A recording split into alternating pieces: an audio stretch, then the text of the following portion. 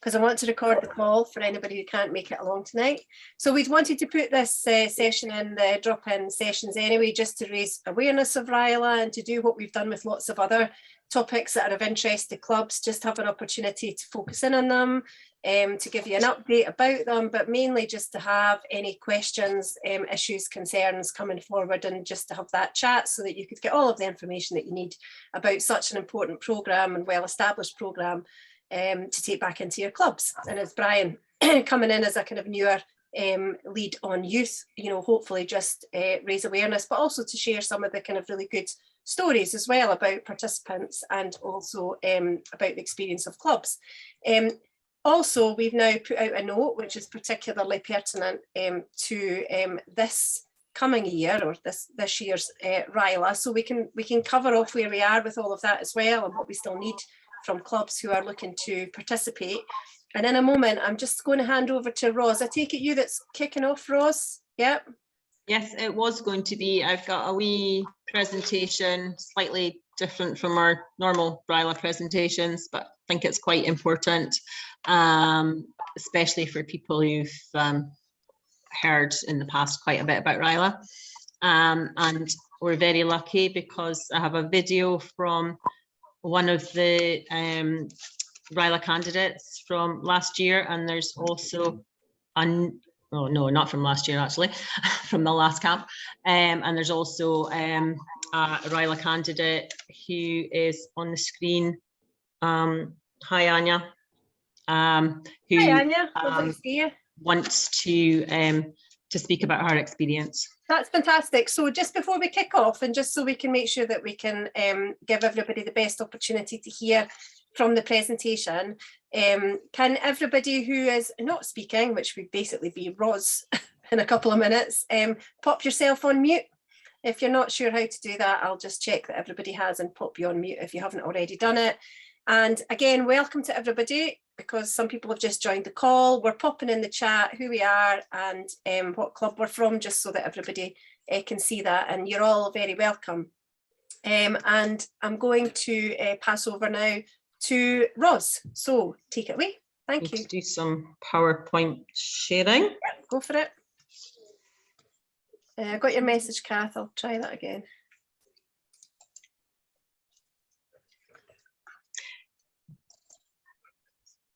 Yeah. So right, I'm looking at. Can everybody hear me? Yeah, lots of thumbs up.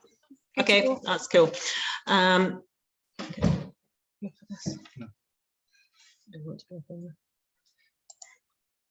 Okay, right.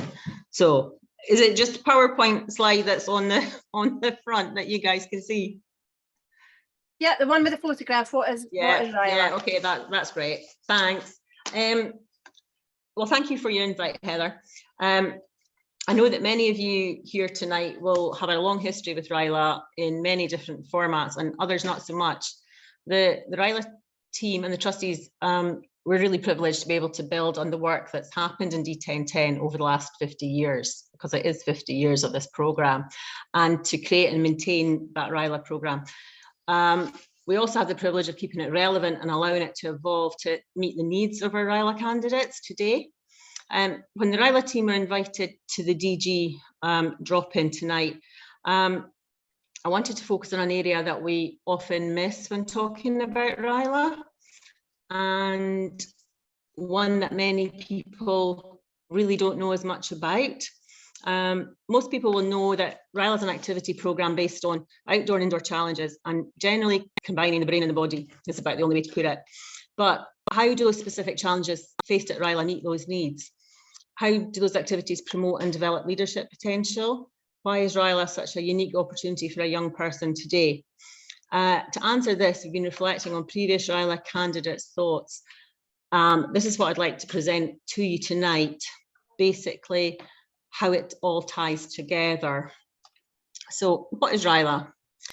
In its essence, it's a development opportunity for young adults, a programme which develops leadership skills and qualities.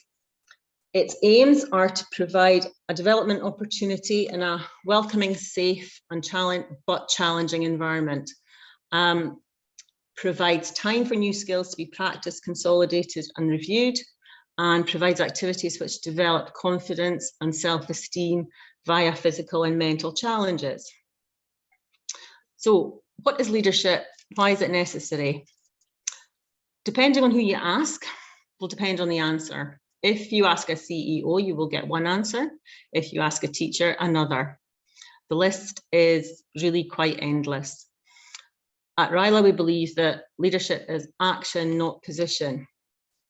What this means is that anyone given the space, freedom, and time to explore their capabilities and potential can expand their horizons, stretch their boundaries, and achieve more than they ever believed possible. Anyone can become a leader and develop leadership qualities. How do we achieve this at RYLA? By combining unique activities in a single programme, and these activities stretch boundaries, explore horizons, require trust, demand communication, review actions, and reflect outcomes. Now, some of you will know this or have heard of it. The 7 C's is a RYLA mantra, but first of all, what are they? I know that many of you will probably know, but I'm not really great with interactive Zoom and PowerPoint, so I will just give them to you. Commitment, character, courage, cheerfulness, communication, competition, and confidence. These are words which sum up the ethos and values of RYLA. These areas are explored daily and discussed throughout the RYLA programme.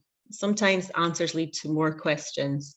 I have used thoughts and discussions from previous candidates to highlight how the activities and challenges, in whatever form they take, tease out the questions and provide some answers to what is leadership, what does it mean to you? So the first one is communication. And having spoken to RYLA candidates throughout many years from all different schools, apprenticeships, etc., what generally comes back is that, is it giving a message, sharing information, how you talk to others, the tone of your voice, body language, interaction? Is that verbal, non-verbal? Sign, is that communication, eye contact, greeting someone, introduction, networking, giving instruction, giving an order, allowing, doing, or is it all of the above? These questions and many more are explored throughout the programme for each other, with teammates, mentors, the TIs, and the inspirational speakers. So some of the pictures, if you want to ask anything about what is going on, that's absolutely fine, because some of you will not have seen any of this before, but we can definitely wait till the end. There's plenty of people on here who've got experience. So on to competition. What is competition? Is competition good? Is competition bad? Can it be helpful? Does it set goals? Does it motivate? Is it equal? Is it healthy? What does competition mean to you? How would life be easier with no competition? How would it be harder? Or would it just be? What would happen to team sport? What about assessment? What about exams? Would competition or lack of it impact these? So some very deep questions for the RYLA camps over the last few years. But courage is one that stands out quite a lot, and something that the RYLA candidates challenge with is it the same as confidence? What is courage? It comes in many forms. What are they? Is it being brave? What does that mean? Is it jumping off a cliff? Going into water? speaking to someone you don't know? Is it trust? Is it getting on a bus with 40 other strangers? Is it just showing up? You might actually see that the photos featured in communication are different, yet similar to the ones featured in courage. And one of the things that we find at RYLA is that the 7 C's impact everything that we do. And from the activities during the day to the activities in the evening to the downtime, the 7 C's are the thread that holds it all together. Character. Well, this is a well-known character for our RYLA camps. However, what is character? A dictionary definition is aspects of a person's behaviour that makes up a person's personality. Are they different? How does one build character? What does that mean? Character traits can be good or bad. People can have both. Can they? Do some character traits help make better leaders than others, or just different? Are some leaders good? Are some leaders not so good? Are some leaders poor leaders? The truth is, there are many types of leadership. Our inspirational speakers help address many of these questions. We have always been lucky to have a great resource in Rotarians and their networks. RYLA has had the pleasure of listening to fantastic speakers over the years. Their brief is to inspire the candidates by relating to the 7 C's and use themes which will be referred to throughout the day. To use their own story to describe their leadership journey, their careers, jobs, life experiences, sports, their highs and lows. There are many options. However, their take-home message is always unique. Cheerfulness. This was very difficult to pin down. And yeah, I should probably explain the PowerPoint slides at the moment. Just the what's-its would be good. I'm intrigued by the what's-its. The boot was a third of the way up Cairngorm when this candidate's boot fell apart. So between us all and some strangers, we managed to get enough gaffer tape to tape this boot together, and they then went up the hill and back down like that. And the entire team were very, very pleased about that. The what's-its, that is a competition to see how many what's-its can stick to your face with shaving foam. Now, nobody is uncheerful on those days because everybody likes sticking what's-its to somebody else's face, but nobody really likes having it done to them. However, what goes around comes around. So cheerfulness was very difficult to pin down, but in a nutshell, we ended up with enjoying activities and challenges while challenging yourself, learning to enjoy the challenge, learning to deal with failure, learning to accept success, putting the highs and lows of the day's activities into context, be kind. You don't know where anyone is on their journey during this week, and smile. If someone doesn't have one, give them one of yours. Last, well, not quite last, but getting there, commitment. What does this mean? RYLA candidates have basically, over the past few years, come up with this. Be there for yourself, be present, be there for your team, be prepared. Show up on time. Role models, what are they? And there are many, many different role models from all aspects of life, careers, jobs, television, films, sport.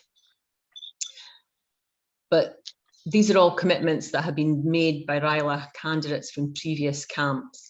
And one of the ones that's always mentioned is the mentor team, the leadership team. So that leads me on to mentors and commitment. The RYLA teams certainly practice the advice that they give out. RYLA is a very successful programme. Much of this success is due to the abilities, flexibility and adaptability of its cohesive, experienced volunteer mentor teams, many of whom are Rotarians or previous RYLA candidates. They deliver the wider programme, facilitate daily discussions, provide feedback and critical reviews. With a wide skill set from diverse backgrounds, these teams encourage, enable, listen, reflect, feedback, rejoice with the wins and make the losses easier to understand. And then by the end of the week is confidence. This is one of the lead TIs from Abernethy who works across both camps. And what is confidence? What are the characteristics of a confident person? How do you decide what that is? How do you start a conversation with someone you've never met before? How do you get heard? How do you put your point of view across? Empowerment, is that confidence? We explore that further by looking at what the RYLA team, the broader team, bring to the programme, but in particular, the TIs. They are the nuts and bolts of the team and allow the wider RYLA programme to function so well. And sorry, a TI is the training instructor team from Abernethy. We're very lucky to work with an amazing, very experienced trainer instructor team. They have years of experience in the activities provided and encouraging the candidate to give everything a try. Until you have heard, you have no idea exactly. Until you have tried, you have no idea of exactly what you're capable of. For a training instructor, nothing is ever too much trouble, from teaching someone to ride a bike to abseiling in tandem to help someone overcome their fear. This is enabling. This allows everyone to go home having learned something, perhaps having changed. Maybe a little, maybe a lot. Sometimes that change is very subtle. Sometimes it's not. Sometimes it's comfortable. Sometimes it's really not comfortable. But if you grab the opportunity, who knows what can happen? The power of the possible is very strong. What if you took a risk today? Thank you. Thanks, Roz. I really like that take on all of that. I have a little wee video somewhere, Fantastic. but it doesn't seem to have come up. Did you, when you, yeah. Oh, sorry, here we go, I think. Have you shared the sound and shared video when you started to share your screen? We're about to share sound. I'm sharing sound now. Okay. See if that works. Okay. I'm Kieran Boyne, and I was part of the 2016. Can you hear that? Can you guys hear that? Yeah, it started okay, but you could do with turning up the volume as well. Yep. Maybe take it back to the beginning, Rose. RYLA group. Yeah, okay, I'll turn up the volume. I'm here to tell you that you should absolutely go for it. If you are... Are you starting it again? Yeah, starting it from the beginning. Fantastic.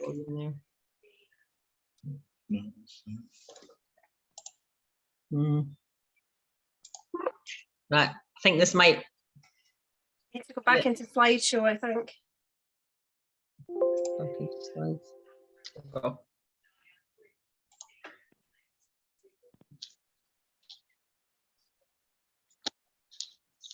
Yeah, you've not shared the sound.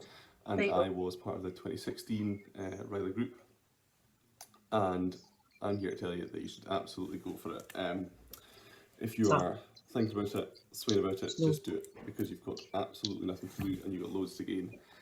I'm Kieran Boyne, and I was part of the 2016 RYLA group, and I'm here to tell you that you should absolutely go for it. If you are thinking about it, swaying about it, just do it, because you've got Running fine, Ros. We could hear us.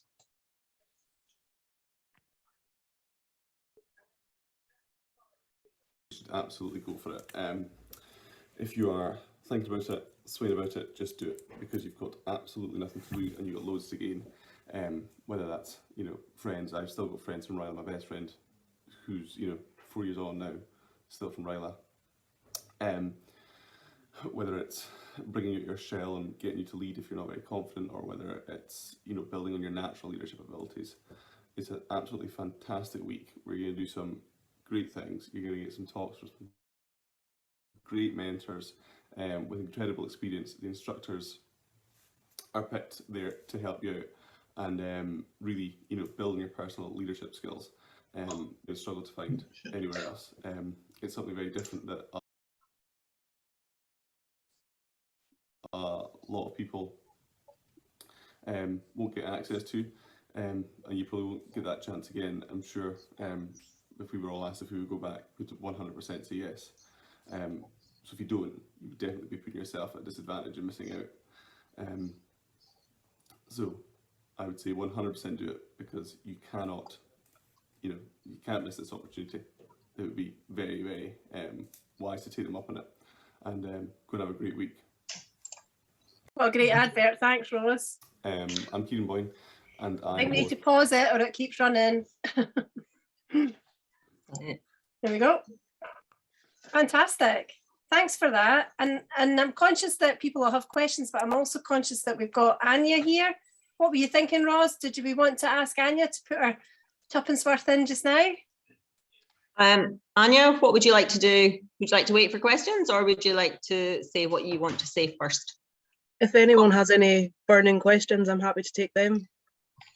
Fantastic. What's the biggest thing that you got out of it, Anya? What's the really big thing that you've taken away? I think it's really hard to pinpoint one thing. You know, highlighting those 7 C's, and I think it's really difficult as well to sort of follow up on what Ros has just done. You highlight those 7 C's, and there's something the whole way through it. I can go, yep, I can see where I've learned from that. I can see where I've picked up from that.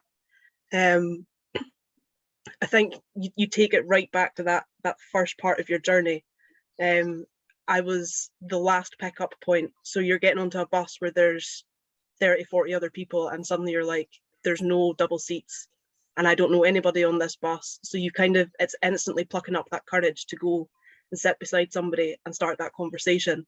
The moment you arrive, you're placed into a room with complete utter strangers that you're going to stay with for the next 7 days. So again, it's plucking up that courage to, you know, let's start speaking to these people, let's start to know these people. And then you're put into your teams. Okay, you're given your little RYLA handbook beforehand where you can see a little picture of these people, but you know, you really get to know them on that first day you're there, whether that's, you know, doing your fire drills and everyone standing on the fields shouting out your name. I think of all of the little things that through RYLA that at the time I probably didn't realize was developing me. And at the end of the 7 days, you don't really realize the impact that it's going to go and have on your life. When I sit and I think that from 2014, being a RYLA girl in 2014 to where I am now, I've had opportunities to do so many different things, and I kind of contribute that back to RYLA. And the one that I always think of is, so I'm a scout. I'm a scout leader now, and I went to the World Scout Moot in Iceland in 2017, and they needed somebody to lead the tribe of 40 international participants, and I instantly put my hand up. And I would never have thought of doing that if it hadn't been for the fact that RYLA challenged me to be a leader, to be part of a leadership team, and to sort of almost take control and be confident in yourself. Wow, that's fantastic. Talk about bringing the whole experience alive. I almost felt that kind of like sort of that gut wrench getting onto that bus. I think we've all been there.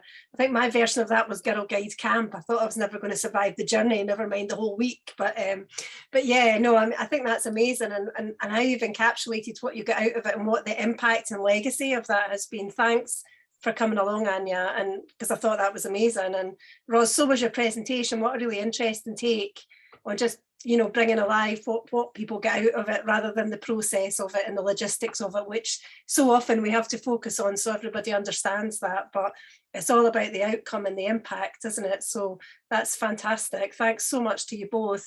Gavin, did you want to add anything?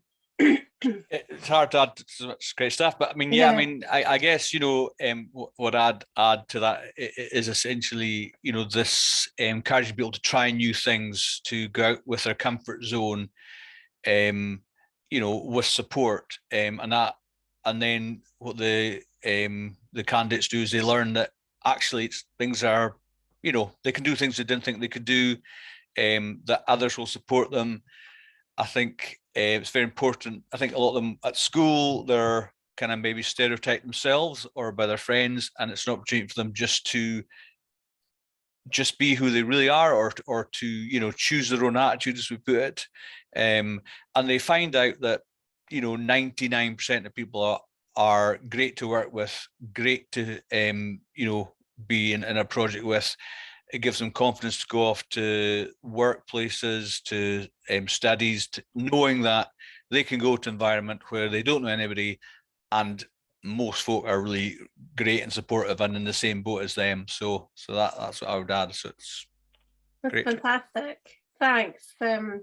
Thanks, Gavin, Ros, and Anya. Yeah, we had a question there from John Allen at Alloa Rotary Club, which Kath has answered, just confirming that all of the participants are from within our own district. Yeah, so I think I'll open it up to questions. I think I can see everybody if you want to give me a physical hand wave, but it's always better to put the electronic one up if you want to. Brian, are you waving at me? I am indeed. Hiya. Hi. Go for it. I think the most important thing I want to find out is, what do you look for in an applicant? Yep, fantastic question. I'm not sure who wants to take that one then. I'm happy to go my mic. Oh, So I've got to okay. mute. So Yeah. I mean, I think probably a positive attitude, a willingness to try, is probably the most important thing.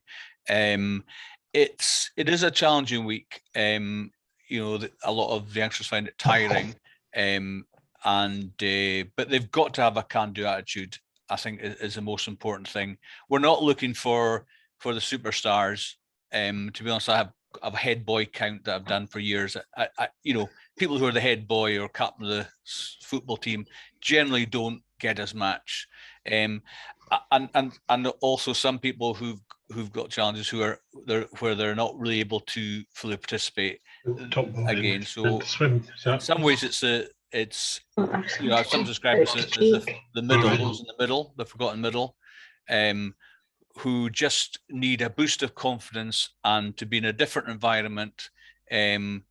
But it's a widespread of individuals who come along, and that's what gives it some richness. The kids learn to interact with people with very different backgrounds, skill sets, interests to them, and they find they can all work together. So hope that answers the question to a point. Thanks, Gavin. Ros, did you want to add? I was just going to say there are actually a couple of mentors on here tonight. They very kindly come along. Some are Rotarian, some are not. Maybe they have a different take on what actually not a good candidate, but what we're looking for. That might help Brian a wee bit as well.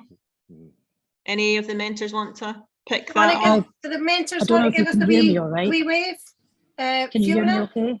Hi, Fiona. Yeah, we can Apologies. Hear you. I'm in a Starbucks, so it might be a bit noisy in the background. Enjoy your coffee. No, I'm driving from England to Scotland, and you caught me halfway home, so I had to dive into. As long as you're not in the car. No, I'm good.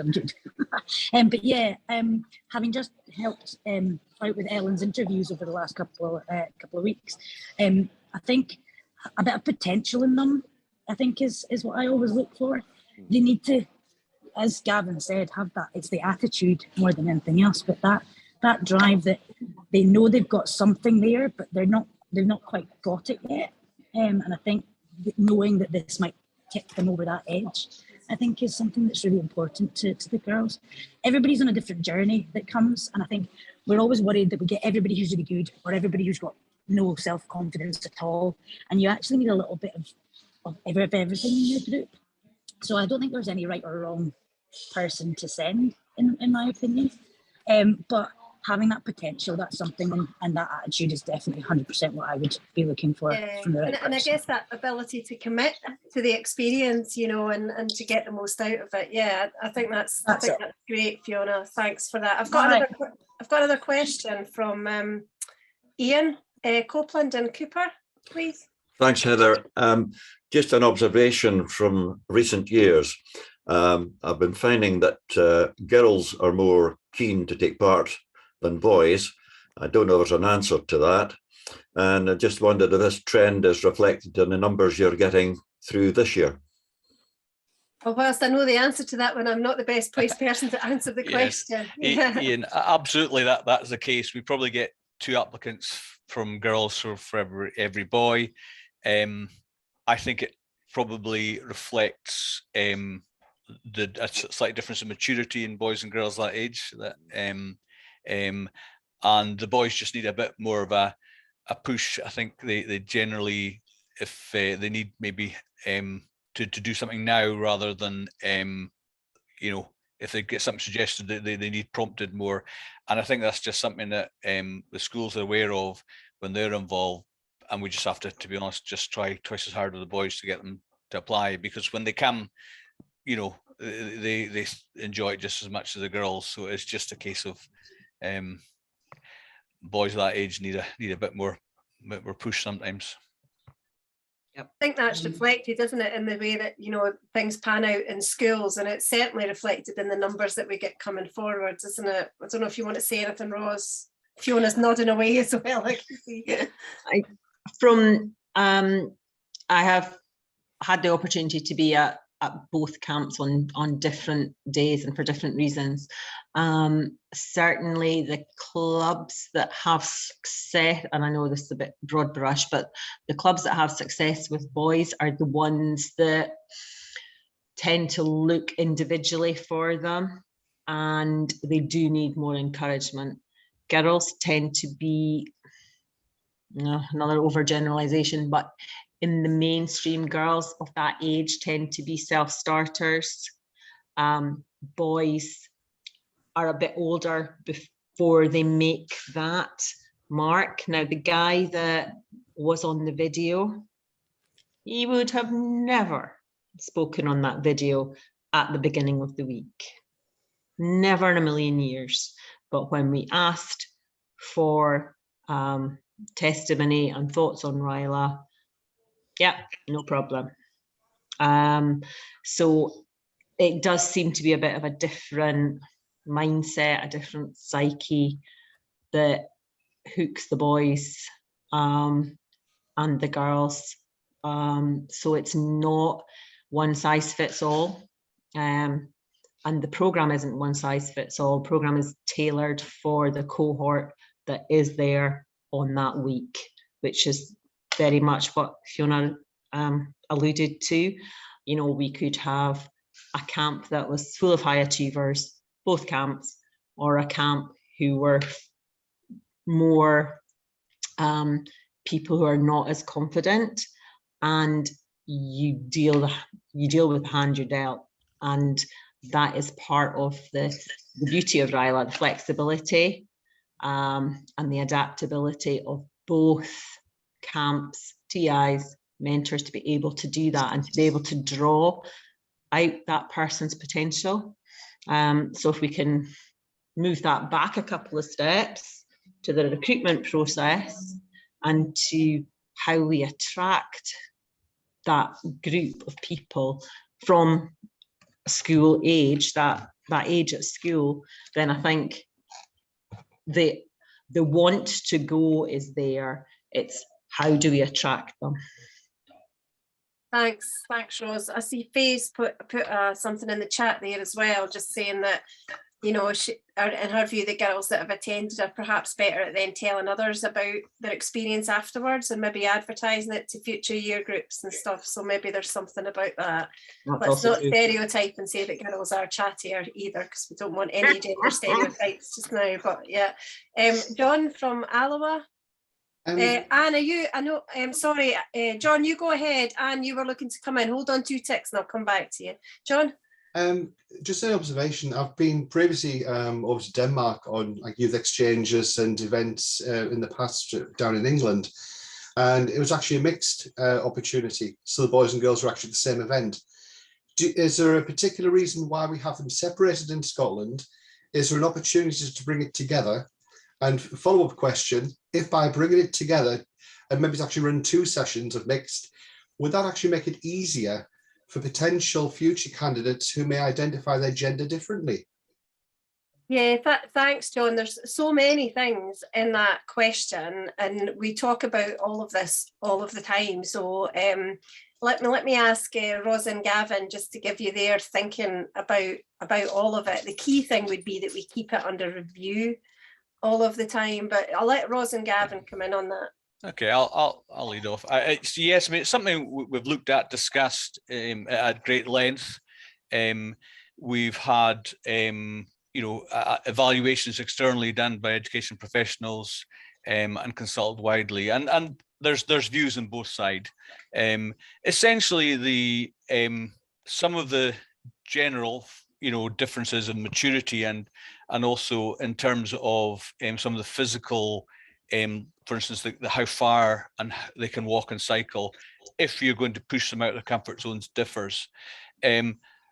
But in general, I think it's because there's good evidence that boys and girls learn differently, and having 1 week in a single-sex environment for a lot of kids is a safe place, and one where they just feel a bit more comfortable.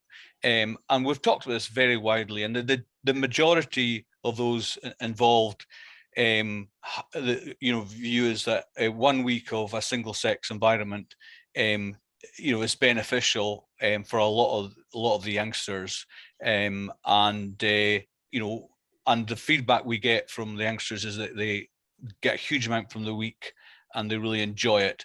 So it's something that, as Heather said, we keep under review, and we chat to the youngsters at the end of the week to see what their experience is. We talk to the instructors at Abernethy, just in terms of what they're seeing. But the consensus and the majority's view is that it's working really well just now, and it's a good opportunity for the youngsters to develop in an environment that is a bit different to what they're used to. Thanks, Gavin. Ros, can you pick up the other point I think that's important and what John was asking as well, which is about gender recognition and people's gender identity? Yes, and Fiona might be able to help me out on some other points. Basically, how we have treated this at previous RYLA camps, because we have experience of this, is that however that young person identifies is the camp, or chooses to identify, is the camp that they are directed towards. Does that make sense, or do I need to expand on that a bit more? So if we had a female candidate who identifies as a boy, then overall that person would go to the boys' camp, and we would make sufficient accommodations for that person. If it was the other way around, which we've had on more than one occasion, we do exactly the same. We make accommodation for that person within the camp. And I know as well, if it's, I mean, I know like previously our club put forward somebody who identified as non-binary, and a lot of that was really just about a discussion Yes. About, you know, what would actually suit that individual. I know too that we've got some religious considerations that we need to take into account as well, don't we?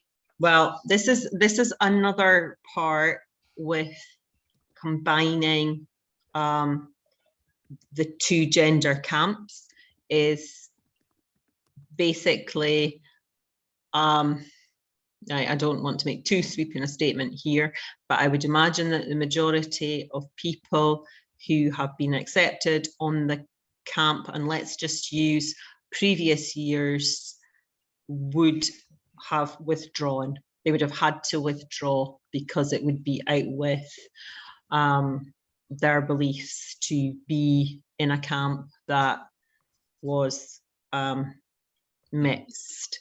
And I can think of quite a few people from definitely from the last camp that would have had to withdraw. And that's a very straightforward one, and definitely more for the girls than the boys, if that makes sense. Yeah, maybe sorry, carry on, John. So sorry, I appreciate it's a challenging, you know, question, and you know, and I'm asking this purely because I'm just thinking that I know that in Clackmannanshire we have 3 secondary schools, and we have quite a lot of children who I started to identify differently to what their gender was when they were born, and it's been accommodated for within the school context. Yeah. And things like which toilet will someone go to, and you know, and I know that in some employing organisations they'll send the transgender kid off to the disabled toilet. The kid's not disabled. Yeah. Can I? Well, 2 seconds, Ros. Let John finish, and then we'll come back. And so that I'm just trying to tease it out a little bit, just to, because if the candidates we're looking for going forward have got the potential of being the next generation of leaders, it might be that it's that kid who is actually identifying differently, who needs a bit extra confidence. And I'm actually just flagging it here today because the other Rotarians might know someone like that. That might be the ideal candidate, and there's one that, you know, that steerage to say, well, okay, which, you know, can that be accommodated? And that's why I'm asking the question. I think definitely the answer is yes, isn't it? Gavin, you come in, and then Ross will come back. John, it's something we have accommodated in the past. You know, there's always limitations, and what it comes down to, what Ross said, we need to have a conversation with those who know that individual to make sure that it's a beneficial experience for them. To give an example, you know, sometimes it's someone who, we've had examples where people have not told anybody that they're within their school or whatever that they want to identify as another sex. That's very difficult because it's not really the best environment for your first, you know, so, but it's all about, can we support, can this be a beneficial environment for the individual? Because as you say, you know, it's something that you know, we have it's come across more and more, and if they've got potential to be a leader and we can accommodate them, absolutely we do what we can to do that. Absolutely. Ros, do you have anything to add? I think maybe to answer part of John's question, the setup at Abernethy, because of how the houses are set up, how the chalets are set up, the facilities, the showering facilities, all of those things, that person wouldn't be treated any differently from the cohort that they're actually with, because we do have the run of the estate, the property at that point in time, and with any of the candidates, regardless of what their concerns are, it's always a discussion as to how can we best place you, how can we best fit your needs, and that is the most important thing, because, you know, it's do no harm. So is that person, is that actually where they need to be? And as Gav sort of alluded to, if that person is in the process, if they're in transition, any of those things, we have had, I'm going to say limited, but we have had experience, and it's an experience that is growing more and more. Yep. And we have to maintain that and work a fine balance without to the detriment of the rest of the people there. So we work very closely with that young person to find out where they would want to sit. I guess that's what I'm taking to be the key point from what you're saying, John, and what Ros and Gavin are saying is that, yes, we can accommodate people with a whole range of needs, including the ones that we're talking about. Like any other adaptation for any other particular consideration for an individual, we need to do that within the physical context of what we've got at Abernethy. We're already doing that and we'll continue to do that. And any further feedback on that, you know, as RYLA continues to develop would be really welcome. And thanks for raising the point, because I think it's a really important one to have had a chat about. So we've got Anne from Kirkcaldy coming in now, and then after that I have Debbie.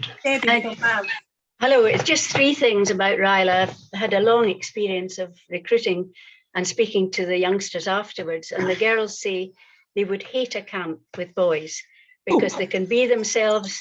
They don't need to do their hair. They don't need to do their makeup. The other thing was an experience of one young man who was at RYLA.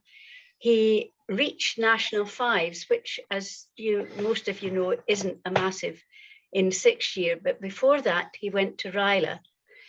He came back and his father bought him a horse box from which he sold pizzas down the high street.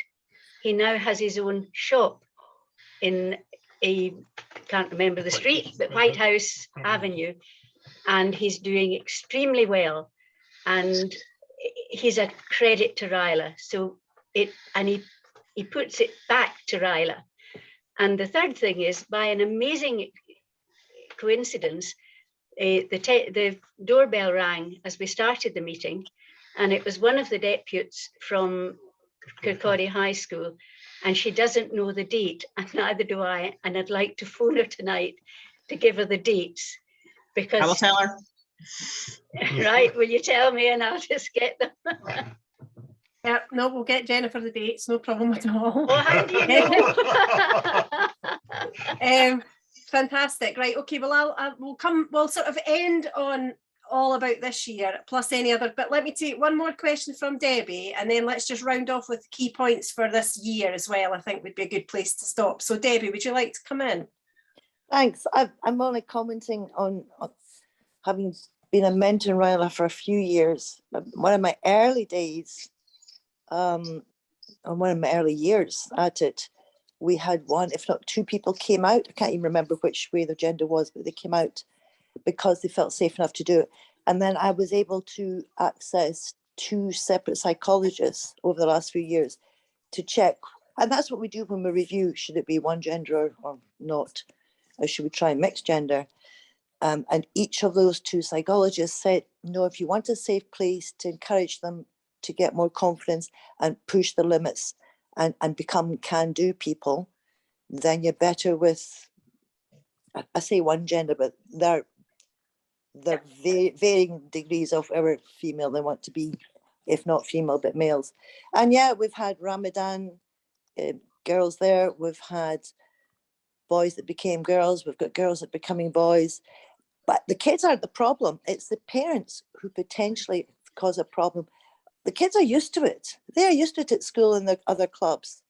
So whatever gender you are is not an issue. And when we have a female camp, then every toilet is non-gender specific. Every shower is non-gender specific. And it's the same for the male camp. So that is not an issue. It's only an issue for us oldies and adults. That's on my comment. Thanks, Debbie. That's really helpful. And I don't see any other hands up or desperate waving, which is always an indication of either I have to go or I've got a question. So given that, will we just go back to the dates and maybe just cover off the sort of key things that we're looking for from clubs who are interested this year in rounding off, based on the note that just went out recently to clubs, which some people in the call may have seen, but not everybody. So it's a good opportunity just to run through some of the key things. Will we do that? Yeah. Okay, so the dates are the 2nd to the 9th of July, and then the 9th to the 16th. Saturday to Saturday, Saturday to Saturday. Gavin's putting it in the chat. What do we need to say? Right, there are still places available. We would love as many people to be able to take up that opportunity as possible. I realise that it's been just a crazy year for everybody. The challenges have been unbelievable. However, you know, there is still an opportunity to give to those candidates, and we really should try and honour that as much as we can. We have a mentor team. We have 2 mentor teams set up, ready to go.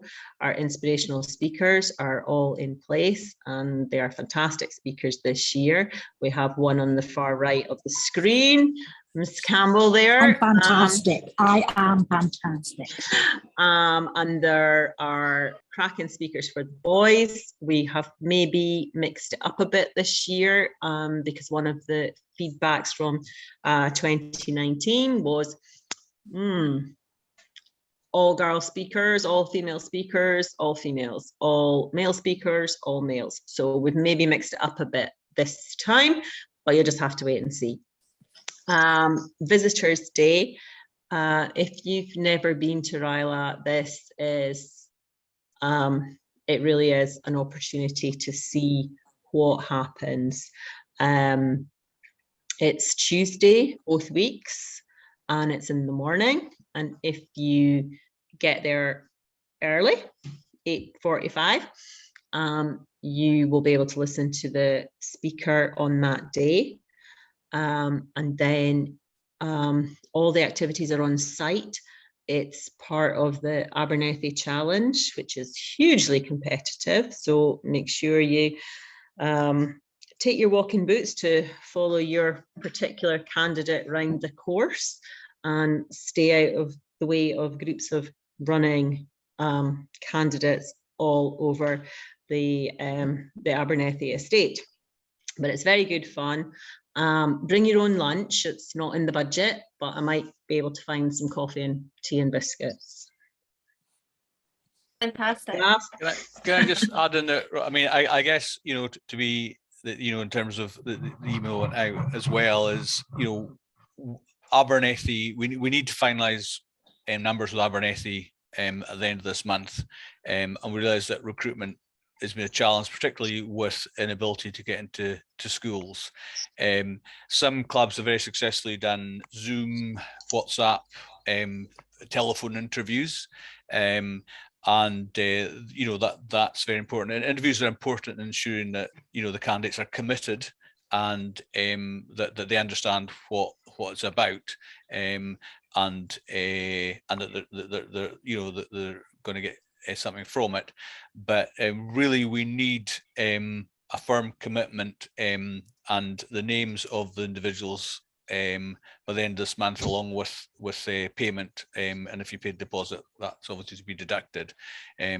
But you know, Abernethy Centre, you know, are a business, and we have to contract with them, so we do have that tight-ish deadline now upon us. So if I could just urge you all to just let's give a push to get over the line by the end of this month, so we can just get everything tied up legally and contractually.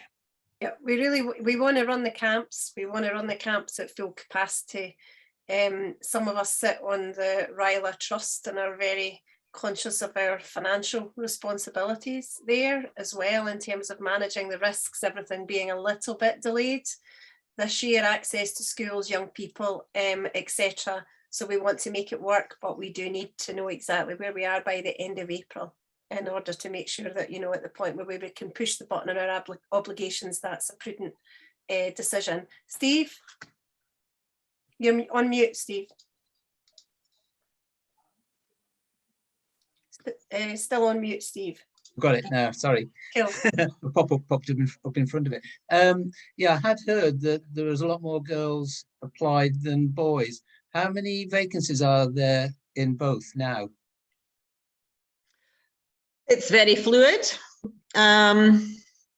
last Friday,